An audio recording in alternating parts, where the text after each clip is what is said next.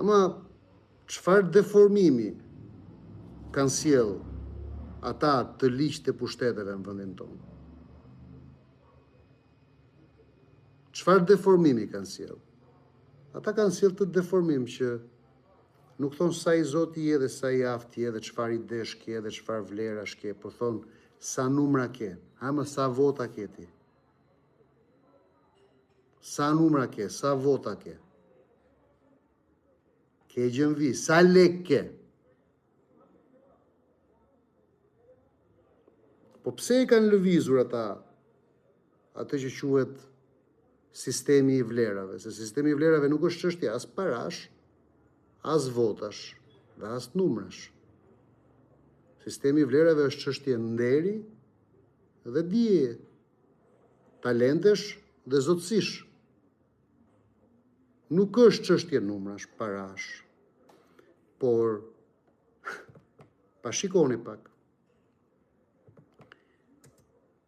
Në qoftë se në kohën e skllavopronarisë dhe të feudalizmit, në qoftë se në kohën e skllavopronarisë dhe feudalizmit,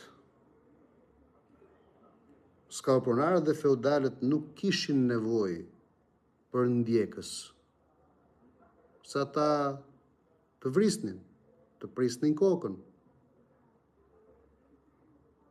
U mjaftonte ushtria dhe policia dhe kryenin punë me ty. Kur erdhën kohët e reja të kapitalizmit, që pastaj gradualisht sollën dhe këto idetë e ndritura, ata kuptuan një gjë, që nuk u mjaftonte më vetëm policia, nuk u mjaftonte më vetëm shërbimi sekret, nuk u mjaftonin më vetëm spionat, nuk u mjaftonin më vetëm dhuna e shtetit dhe ligjet e shtetit. Jo. A dini kush është instrumenti kryesor që kanë filluar të përdorin dhe pastaj të përsosin e ta përsosin vit pas viti e dekad pas dekade ata të pushtetshmit, të fuqishmit, xhambazët, dhe jo vetëm Shqipëri, por në gjithë botën, ndjekësit, pra militantët.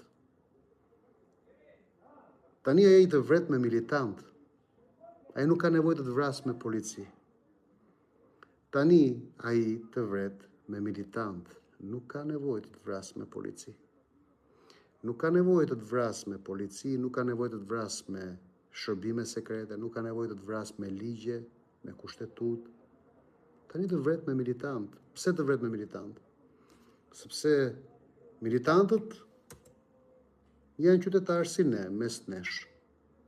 Janë popull, ndihen popull. Janë hallexhin, ndihen hallexhin.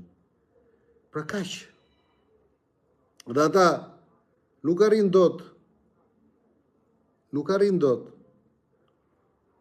të dalin përtej që të kuptojnë më shumë se aq.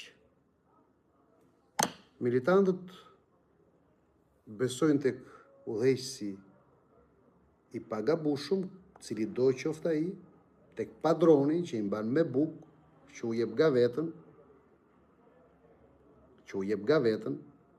që u jep garuzhdën, që u jep bukën e gojës, dhe pastaj çdo njeri tjetër përreth, është militant si ata, që brohoret si ata, roft udhëheqësi ynë dhe poshtë të gjithë udhëheqësit e tjerë, ose për ndryshe ai të shqyen, nëse nuk të sheh aty. Militanti të shqyen. Militanti të shqyen. Nëse ai nuk të sheh tek rreshtat, po nuk të pa tek rreshtat, roft udhëheqësi ynë i pagabushëm, cili do qoftë ai, dhe poshtë të gjithë udhëheqësit e tjerë, se dy rreshta një militanti. Dy rreshta një militanti. Roft, poshtë. Roft, poshtë. Kaq një militanti, nuk një më tepër militanti. Madje po nuk të pak e këto dy rreshta, ai thot, ç'a është ky thot? Kujt i shërben ky thot? Është UFO ky thot. Se jeta e tyre kështu është e formsuar. Po pse ky mekanizëm është kthyer në një kurth për demokracitë dhe I ka vrarë demokracitë? Sepse militanti përdoret si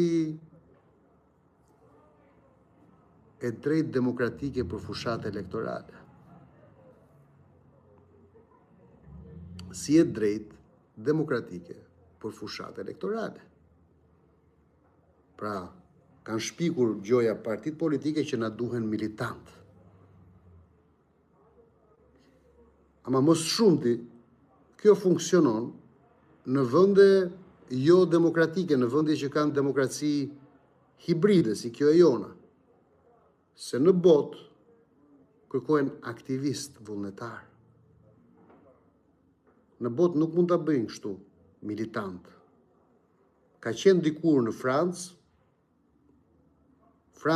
sepse nga Franca vjen termi militant, po ka qenë term I pas luftës dytë botërore, ku komunistët dhe djathta konservatore goliste e ndjenin që duhet luftonin cep më cep të Francës për vota.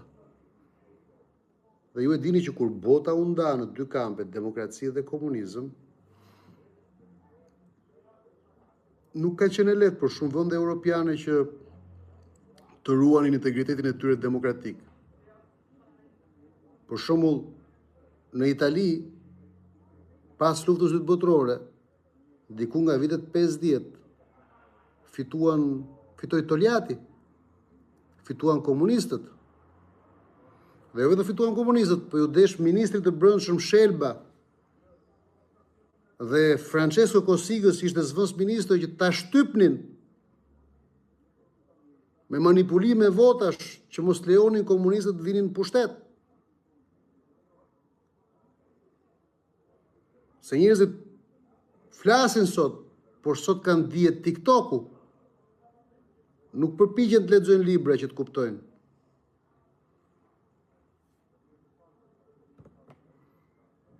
Sepse mendojnë që mjafton TikToku dhe çfarë thon vipat e TikTokut për të qenë mirë informuar, për me I ditë punët. Besojnë çdo gjë. Besojnë çdo qofte dhe kollofite dhe kolloqite TikToku, e Facebooku dhe YouTubei. Jemi me dije në rrjeteve sociale dhe duhet të komunikosh me brezin që sot pretendon se I di gjërat nga që I dëgjon rrjetet sociale dhe beson çdo gjë.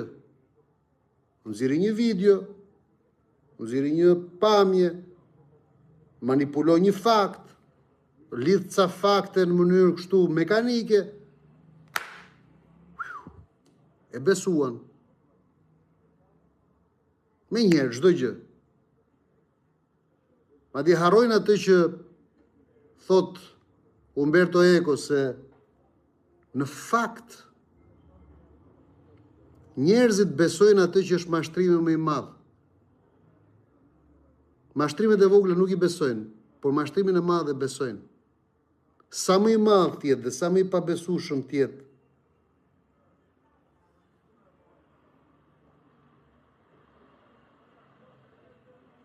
mashtrimi, aq më shumë e besojnë njerëzit.